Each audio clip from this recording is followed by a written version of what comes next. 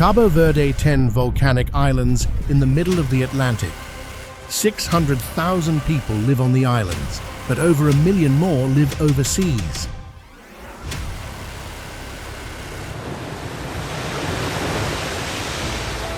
This tiny country, 385 miles off the coast of West Africa, was discovered by the Portuguese in 1456, completely uninhabited. What grew from it became the world's first Creole culture. If you've never heard of Cabo Verde, here are 5 things that'll change your mind.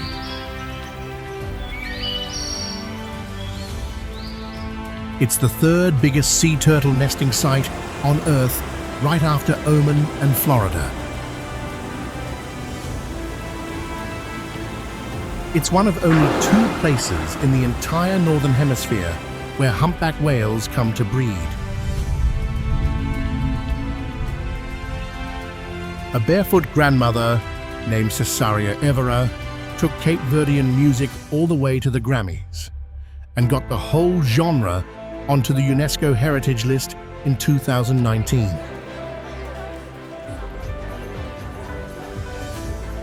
There's a word here called morabeza, and no other language on Earth can translate it.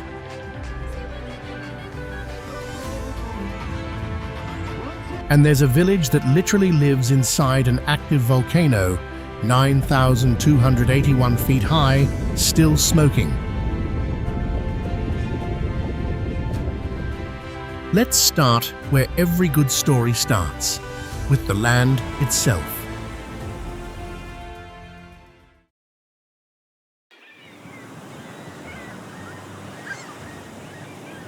Let me paint you a picture of what you're looking at. 10 volcanic islands scattered across the Atlantic, 385 miles from the coast of West Africa. The whole country is about the size of Rhode Island. You could drive across the biggest island in a couple of hours. 9 of them are inhabited. One, a wild little place called Santa Lucia, is completely empty home, only to seabirds and sea turtles. Now here's what's cool. Cabo Verde means green cape, but that's kind of a beautiful lie, because most of these islands, not green at all. Some are pure black lava, like Fogo, home to a live volcano, 9,281 feet high. Some are flat sun-baked deserts, like Sal and Boa Vista, where the sand blew in from the Sahara 620 miles away. And some, like Santo Antão, look like the coast of Ireland got dropped into the middle of the ocean by mistake. That's Cabo Verde for you. 10 islands, 10 different personalities. The islands are split into 2 groups: Barlavento, the Windward Islands, and Sotavento, the Leeward. And the wind here is no joke. Trade winds blow across these islands so steadily that Sal has become one of the top kite surfing destinations on Earth. Locals call the year here Oas Brisas, the wind months from November to June, and as Aguas, the water months, when the short, sudden rains come. Here's the thing about the weather. It's basically 72 to 82 degrees Fahrenheit all year. No winter, ever. If you're watching this from somewhere freezing right now, you're allowed to be jealous. And Cabo Verde has something else nobody talks about. Those hurricanes that hit Florida, the Carolinas, the East Coast. Many of them are called Cape Verde-type hurricanes because they're literally born here out in the ocean off these islands before racing across the Atlantic.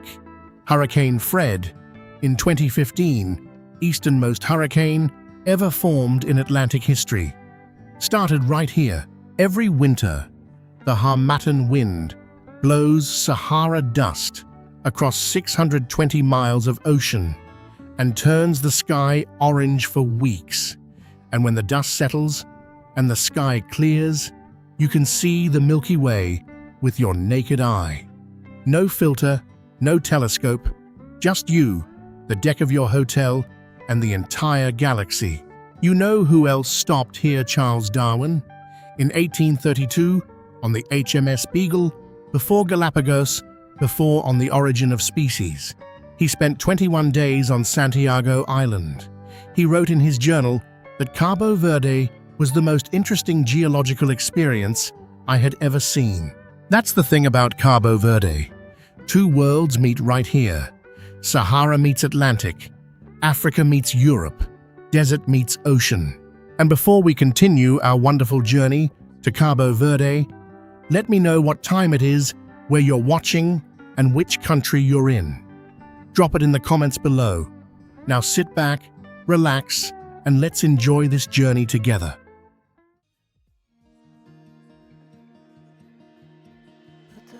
Alright, meet the people. Cape Verdeans are the world's first Creole people. That's not an exaggeration.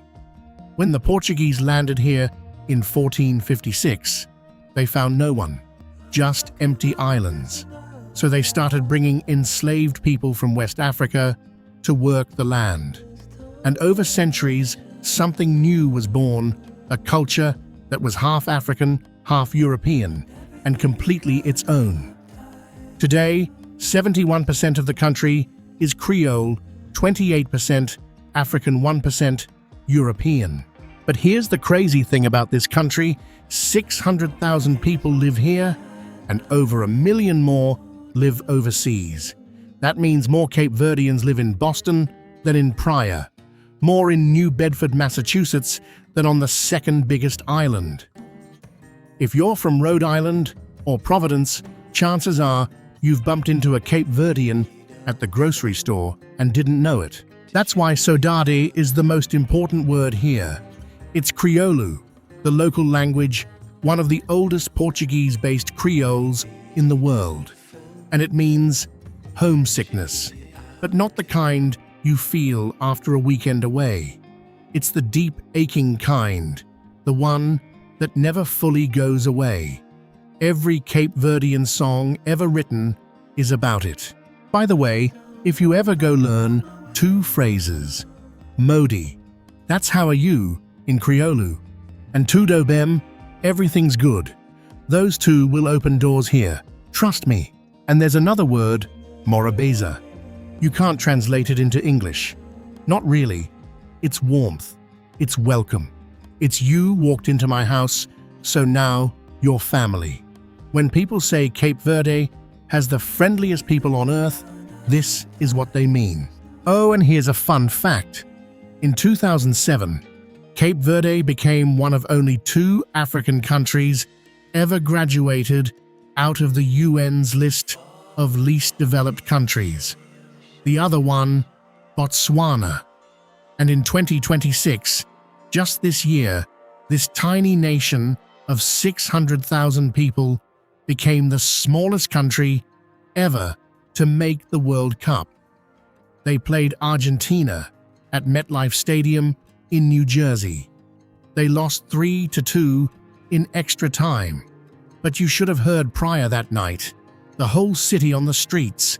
Grogue flowing everywhere. That's not defeat. That's pride.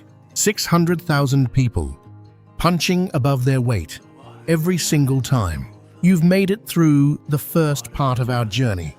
If you're loving Cabo Verde so far, drop a 1 in the comments below. Because what's coming next are the incredible things you don't want to miss. Stay with me, my friend.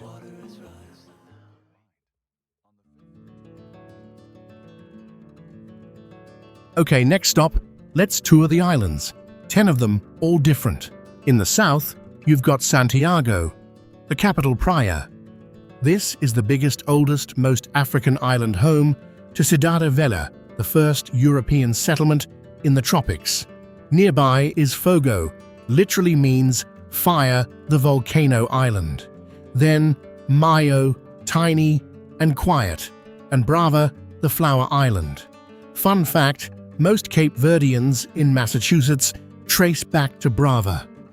In the 1800s, American whaling ships from New Bedford recruited crews from here. In the north, the Barlavento Group.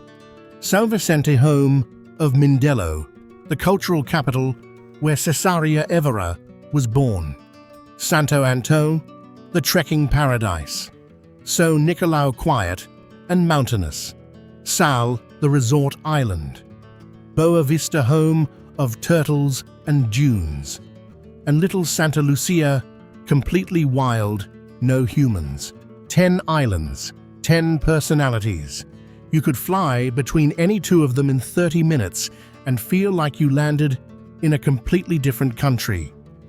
That's the miracle of this place variety, wrapped inside a country you can drive across in a couple of hours.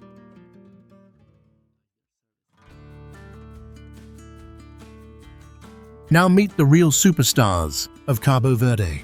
They're not people, they're turtles. Picture this 2 a.m. on a beach in Boa Vista. The waves are quiet, and out of the water, slowly, painfully, a 300-pound loggerhead turtle drags herself onto the sand. This is the same beach where she was born 40 years ago.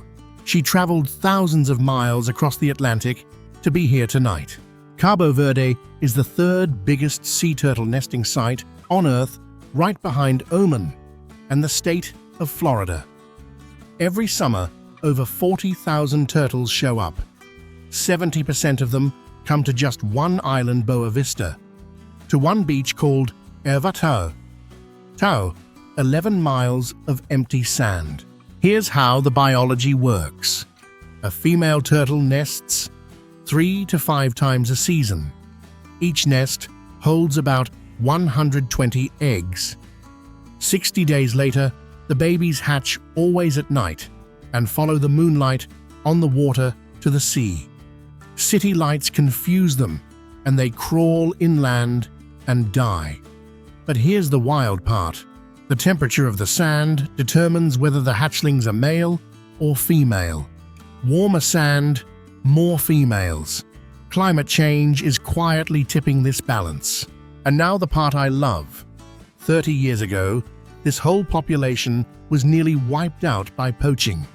But since Cabo Verde made turtle killing illegal in 2002 and started using dogs and drones to catch poachers, the nesting population has grown 80 times in 27 years. Locals call the turtles Sodade with shells, creatures who always find their way home, just like every Cape Verdean living abroad. They spend 40 years crossing oceans, and when they come back, they choose the exact grain of sand where they first crawled into the sea. Poets couldn't write a better metaphor. Cape Verdeans certainly haven't tried to.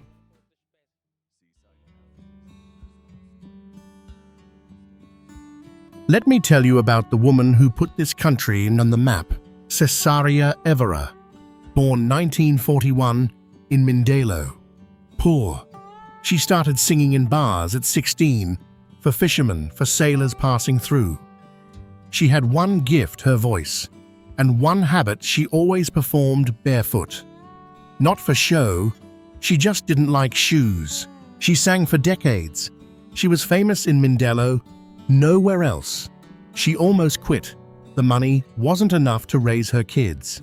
Then at 47 years old, an age when most singers have given up, a French producer heard her in a Paris cafe. He signed her. Her first international album called her La Diva aux pieds nus, the Barefoot Diva. And within 10 years, she was selling out Carnegie Hall. In 2003, she won a Grammy for her album Voix d'amour. She's sold somewhere between 6 and 8 million albums worldwide. Not bad for a barefoot grandmother from a fishing town. She once said in an interview, "Sing sadness and the whole world listens." She wasn't wrong. She sang Morna, the national music of Cabo Verde. Slow, aching, unmistakably Cape Verdean. In 2019, UNESCO added Morna to the Intangible Cultural Heritage of Humanity list. Because of her, Cesária passed away in 2011. But the tradition lives on through Mayra, Andrade, Lura, Sara, Tavares. And every time you fly into São Vicente today, you land at Cesária Évora International Airport. Here's what I love about this story. Sometimes the biggest voices come from the smallest places, and they take their time getting there.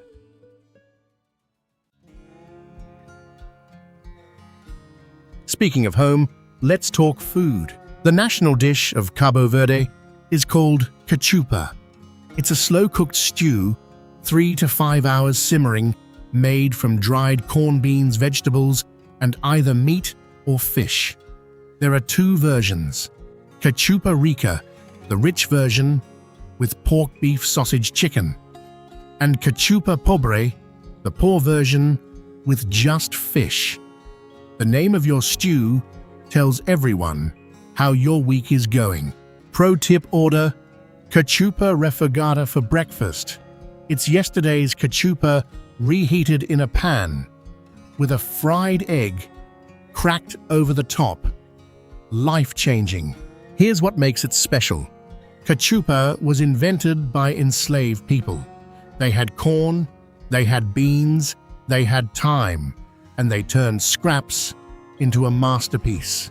You know how good it is. In Boston alone, there are over 30 Cape Verdean restaurants serving cachupa to homesick families. Cidade in a bowl.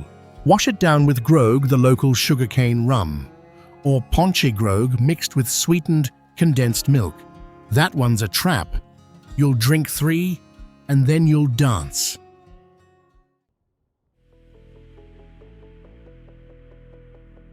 All right, my friend, hold on to that thought, because we're about to climb something wild. The island of Fogo.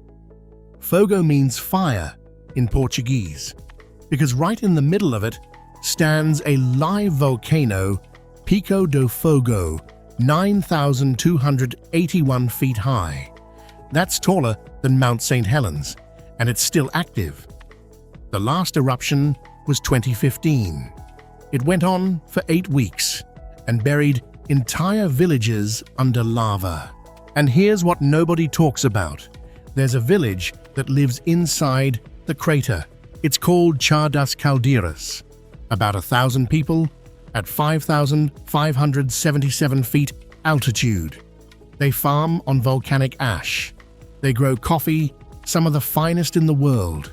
They grow grapes on the black soil and make Vinho de Fogo volcanic wine, unlike anything else you'll drink.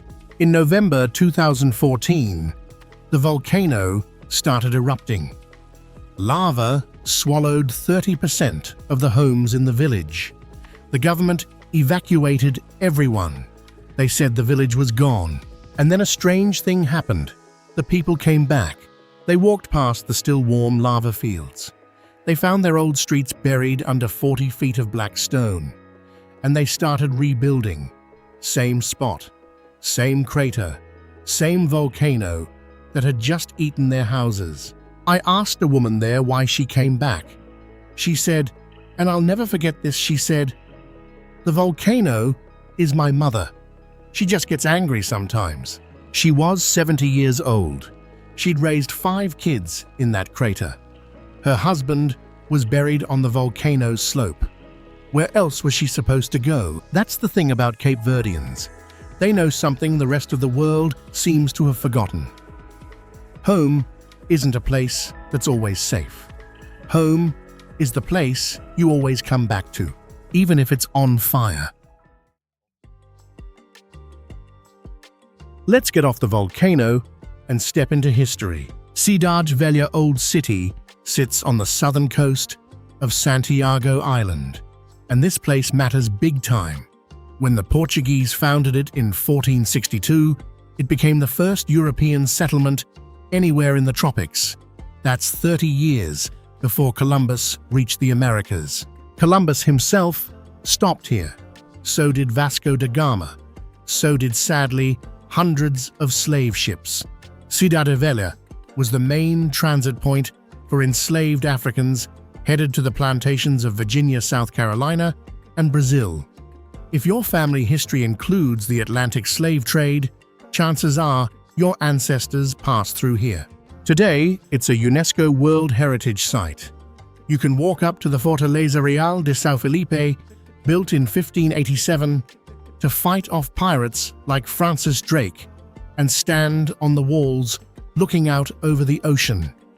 And you can visit Nossa Senhora do Rosário, the oldest Christian church in the tropics.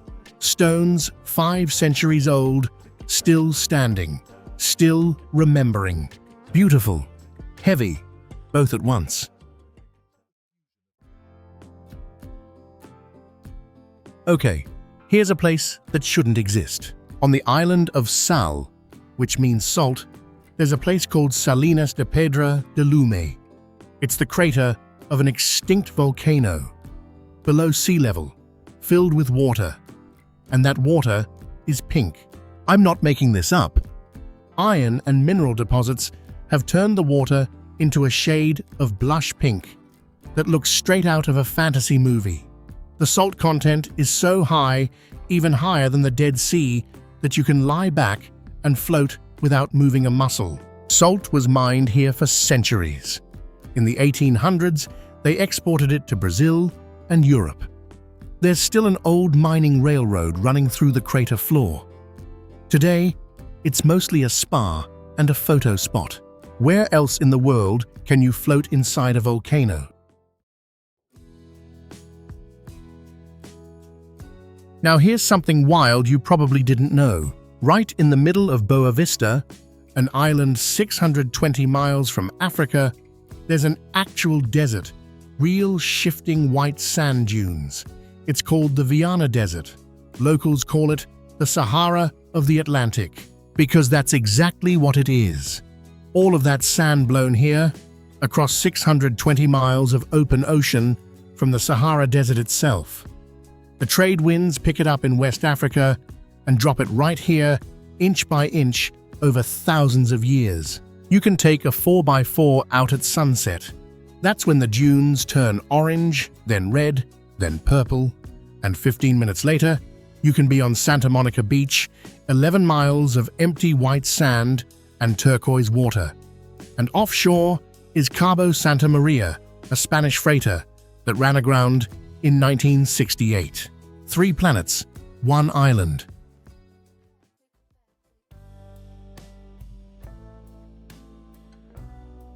Speaking of visitors, the biggest ones come every spring.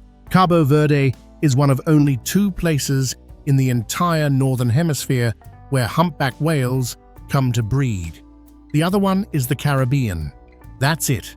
Between February and May, peak March and April, these whales show up. And they come a long way.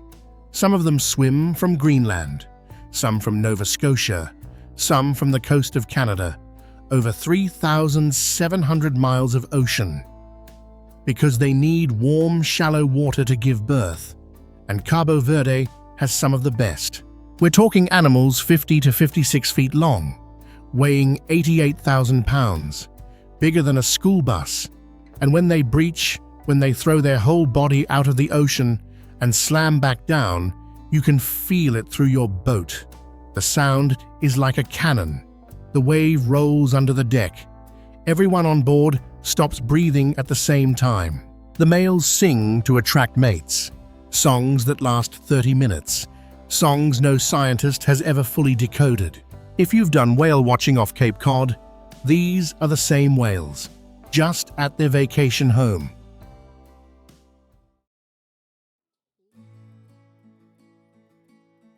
Speaking of drinks, Cape Verde has some of the wildest booze on Earth. And by wildest, I mean grown from lava. Grogue, that's the local sugarcane rum. It's distilled on Santo Antão in old copper stills called trapiches. Nothing fancy, just sugarcane fire and time. Comes out around 45% alcohol. Locals sip it straight. Tourists learn to sip it slowly. Then there's Pontche Grogue mixed with sweetened condensed milk and sugar. Sounds harmless, isn't. That drink has ended more evenings than I can count. And here's what nobody expects. On the volcanic island of Fogo, they grow wine grapes, right in the crater. on black lava soil. The result, Vinho de Fogo, tastes like nothing else. Full of minerals, kind of smoky. You'll either love it or you'll be politely confused. They also grow coffee at 4,921 feet altitude on Fogo. Volcanic soil coffee. It's the good stuff. Cape Verdeans turned pain into drinks, and somehow they're delicious.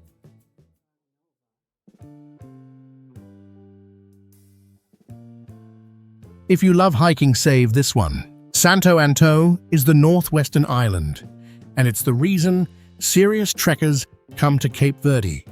Cliffs, peaks, deep green valleys hidden between mountains. The highest peak, Topo de Coroa, sits at 6,492 feet. There's an extinct volcano called Cova de Paul. It's a big round crater, but it's not black or grey. It's bright green, filled with cornfields, carrots, and coffee. Farmers work the crater floor like it's an ordinary garden. And there's a trail from Ribeira Grande to Chá da Igreja that National Geographic once called one of the most beautiful walks in all of Africa.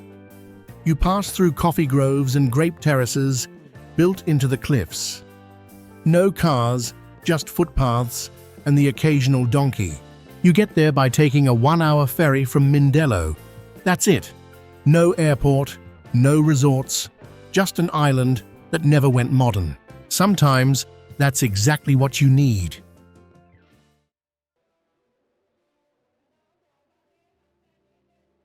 Ready for the loudest week in the Atlantic. Every February in the port city of Mindelo on the island of São Vicente, the whole world stops. Because it's Carnival week and Mindelo Carnival is straight up wild. Cesária Évora once called Mindelo a little Brazil. And she wasn't kidding. Samba schools spend 6 months building costumes. Drum sections practice every Sunday from November on. Picture this: 30,000 people packed into a small port town, dancing until sunrise for 8 straight days. Here's what nobody knows about Mindelo Carnival. There's a parade called Mandinga. Men stripped down to shorts. They cover their entire bodies in black paint. They carry fake spears, and they run through the streets in an ancient trance, honoring their West African ancestors, the tribes their great-grandparents were kidnapped from centuries ago. It's raw, it's emotional, it's beautiful, and it's completely unlike any other carnival on earth. The samba parades, the drums, the horns. Grogue flows through the city like water. The whole port smells like grilled meat and rum. Kids dance with their grandmothers. Old fishermen play trumpets they haven't touched since last February. And Cesária's old songs blast from every corner. It costs a fraction of what you'd pay for Rio or Mardi Gras in New Orleans. Fewer tourists, more soul. Here's the thing about Cape Verde. This tiny country of 600,000 people can throw a party that stands next to anything in Rio or New Orleans, because Cape Verdeans don't do things halfway. For 1 week, Cidade takes a break. Nobody's homesick. Everybody's home.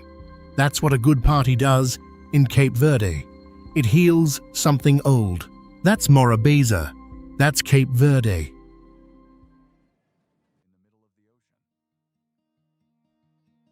Alright, let's talk practical. Because if any of this made you want to book a flight, here's what you need to know. When to go. Cabo Verde is basically warm year-round. But here's the play. If you want dry, sunny days with clear night skies, come between December and April. If you want humpback whales, come in March or April. If you want turtles nesting, come July to October. Peak turtle season is August. If you want Carnival, book Mindelo the week before Ash Wednesday. Prices. A budget trip runs about $500 to $800 for a week hostel, local food, no frills. Mid-range, with hotels and tours, around $1,000 to $1,800. Luxury resorts on Sal or Boa Vista go $2,500 and up. Getting there, flight is from Boston or JFK, connect through Lisbon on TAP Air Portugal or United. You're looking at $400 to $800 round trip, sometimes cheaper in fall. Money. The local currency is the Cape Verdean escudo. $1 is about 100 escudos. Resorts take dollars. Local shops want escudos. ATMs work fine in the cities. Visa. Americans don't need a visa, but you do need an ease and online pre-authorization. It's about $30 done in 5 minutes. Cabo Verde is malaria-free, so no shots needed. Water's questionable stick to bottled. And a big one, don't touch the turtles. Don't shine lights on them. It's illegal and locals take it personally. These are their national treasures. Also those beaches on Sal and Boa Vista beautiful. But rip currents kill tourists every year. Swim where the locals swim. One more thing, learn to say obrigado, thanks in Portuguese, or obrigado in Creole. Cape Verdeans notice, and they never forget. That's the practical stuff. Now let's wrap this up. Cabo Verde, 10 volcanic islands, 600,000 people on the ground, and 1 million more scattered across the world. A country invented from nothing 500 years ago out of an act of cruelty and turned by its people into something extraordinary. A land where sea turtles remember their way home across 4 decades of open ocean, where humpback whales cross oceans to have their babies, where a barefoot grandmother sang songs that made the world cry, where people live inside volcanoes because home is home. If Cape Verde ever slipped past your radar, I hope tonight that changed. If it just made your bucket list, drop an hola in the comments below. If you enjoyed this journey, hit like, subscribe, and ring the bell so you don't miss the next country we visit together. Where should we go next? Japan, Morocco, Bhutan, Peru. Drop your guess below. But wherever we end up next, I hope you carry a little of Cape Verde with you, because that's what this place does. And share this with the friend you want to travel with. Until next time, my friend, ciao. Ciao, and see you on the next island. Ciao from Cape Verde.